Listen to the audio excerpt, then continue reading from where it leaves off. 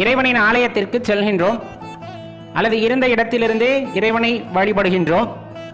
இருந்த இடத்திலிருந்து வழிபட்டால் போதும் என்ற மனநிலைக்கு வருகின்றோம். உண்மையாகவே அந்த பக்குவ நிலை நமக்கு வந்துவிட்டதா அப்படின்னு கேட்டால் ஆம் வந்துவிட்டது என்பதை நம் மனது சொன்னாலும் உண்மையான பக்குவம் என்பது யாதென நாம் அறிந்தோமா அப்படிங்கிறது அதனினும் பெரிய கேள்வி. இன்னும் பெரிய கேள்வி, இறை ஆலயத்திற்கு செல்கின்றோம், ஆலயத்திற்கு செல்கின்றோம். அந்த ஆலயத்திற்கு செல்லும் பொழுது இறைவனிடம் நாம் விண்ணப்பம் கட்டாயமாக வைக்க வேண்டுமா? இது எனக்கு வேண்டும் என்று அவரிடம் கேட்டால்தான் கொடுப்பாரா அப்படிங்கிற ஒரு விஷயமும் அங்கு கேள்வியாக எழுகின்றது.